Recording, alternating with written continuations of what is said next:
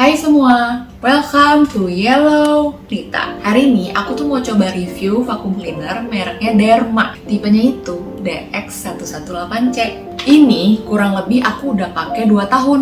Dulu waktu di tahun 2021 aku tuh beli ini di harga 289.000. Nah, setelah aku 2 tahun rutin pakai ini, aku jadi nemu banyak kekurangan dan kelebihannya juga sih dari produk ini. Jadi aku bisa dan akan review jujur menurut pengalamanku.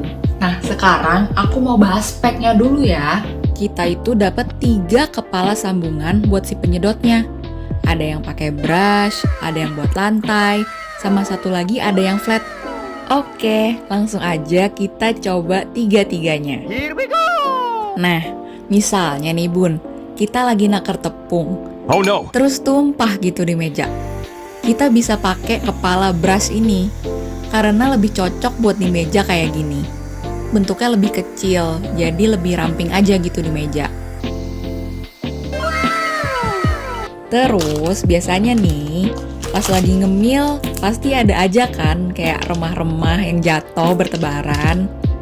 Nah, vakum ini lumayan kuat daya hisapnya, sekitar 16 kPa. Dan bisa juga buat sedot remah-remah ini. Buat perbandingan dan bayangan aja ya Bun, rata-rata vacuum cleaner itu daya hisapnya tuh sekitar 15-30 kPa. Jadi ya ini lumayan kuat. Terus ya Bun, listrik yang dibutuhin tuh cuma 400-600 watt. Jadi aku tuh nggak takut jepret gitu di rumah listriknya. Nah, kita lanjut ke percobaan berikutnya. Oh my god! Untuk benda padat yang agak kecil kayak tumpahan kacang hijau gini, ini masih bisa juga disedot. Vakum Derma ini beratnya tuh kisaran 2 kilo. Jadi menurutku ya Bun, lumayan enteng kalau buat diangkat-angkat ke meja kayak gini. Atau buat diangkat bersihin gorden gitu masih enteng sih menurutku.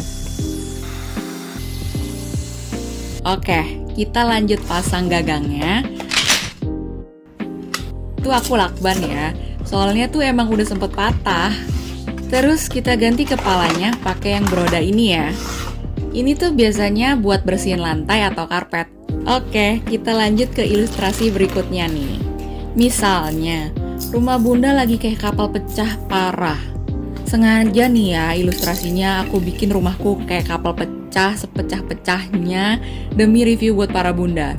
Udah campur aduk tepung, kacang kulit, kacang ijo, debu-debu. Menurut aku ini cukup kuat. Tapi kalau tepung begini agak susah ya aku liatnya. Dia ini masih ada yang nempel gitu di lantai sedikit-sedikit. Tapi kalau yang padat banget kayak kacang ijo, itu dia kesedot. Untuk debu-debu rumah biasa sama rambut juga bisa kesedot. By the way, rodanya so far nggak pernah ada masalah sih ya. Tangki debunya ini ukurannya 1,2 liter ya. Dan filternya ini, dia pakai HEPA filter. Kalau Bunda masih ingat, aku pernah jelasin tentang HEPA filter di video review air purifier. Oke, kita bahas kepala beroda ini ya. Menurut aku, dia ini kan melebar gitu ya jalur untuk nyedotnya.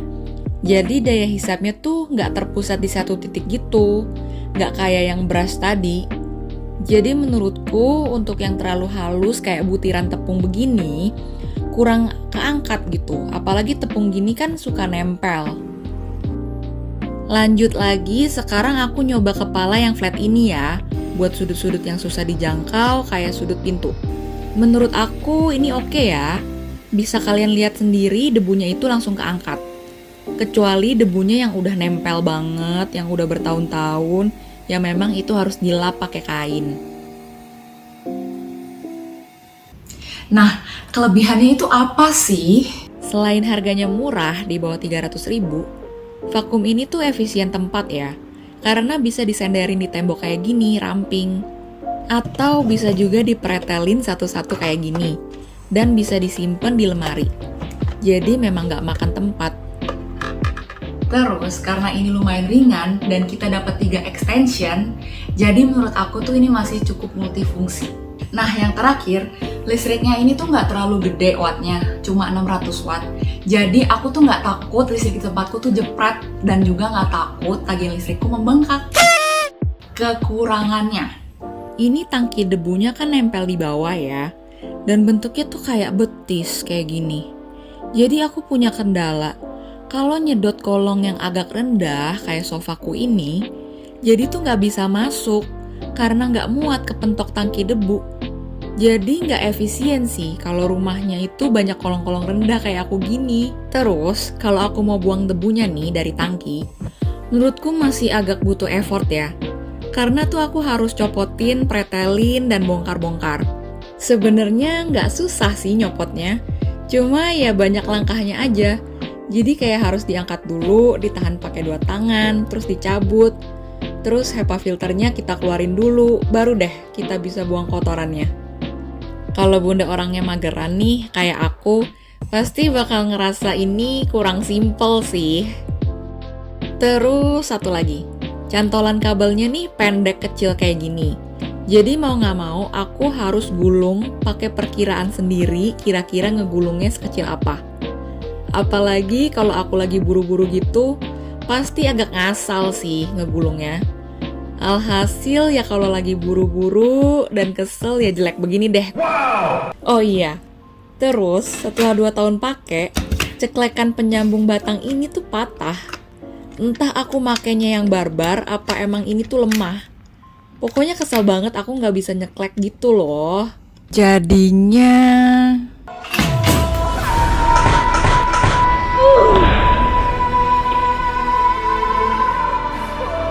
Terus, menurut deskripsi di tokonya, jadi mesin ini tuh dinyalain itu cuma bisa 15-30 menit. Jadi kalau misalkan udah 30 menit nih, kamu harus matiin dulu dan ditungguin dulu sampai bener-bener nggak kepanasan. Soalnya kalau dia kepanasan takutnya rusak. Jadi menurut aku ini kekurangannya karena kita harus nungguin dulu. Sejujurnya aku tuh nggak pernah pakai ini sampai 1 jam. Aku juga nggak berani dan aku juga nggak rekomen kalau bunda nyobain. Jadi rekomen nggak ya? Menurut aku ini masih rekomen kalau bunda nyari vacuum cleaner itu yang harganya 300 ribuan. Menurut aku ini juga rekomen kalau misalkan di rumah bunda itu space-nya nggak terlalu besar. Jadi karena ini kecil dan bisa disimpan di mana aja, efisien tempat, ini masih rekomen buat bunda. Terus aku masih rekomen ini kalau misalkan bunda itu rumahnya daya listriknya sekitar 900 sampai 1300 VA. Karena ini maksimal daya listrik yang dibutuhin itu cuma 600 watt. Nah, tapi ini tuh kurang rekomen kalau misalkan rumah bunda itu agak besar. Kenapa? Karena kabelnya ini tuh cuma 5 meter. Jadi kalau misalnya rumah bunda 10 meter gitu ya, berarti harus pakai kabel extension. Terus kalau nggak pindahin colokannya, itu jadi agak ribet. Yang kedua, karena ini disaranin cuma dinyalain 30 menit, berarti ini kan harus dimatiin dulu. Sedangkan bunda itu kalau bersihin rumah agak besar, pasti kan ya mungkin lebih dari 30 menit. Berarti kamu harus nunggu ininya agak adem dulu, terus baru nyalain lagi. Jadi bunda itu bakalan makan waktu lebih banyak. Oke, nah ini juga kurang rekomen kalau misalnya bunda di rumah itu banyak furniture yang kolongnya rendah. Kenapa? Karena ini kan gede, yang kayak aku praktekin tadi. Itu tuh nggak muat di kolong karena ini gede gitu, jadi nggak rekomen sih kalau furniturnya banyak. Sekian review jujur dari aku, semoga berguna buat para bunda.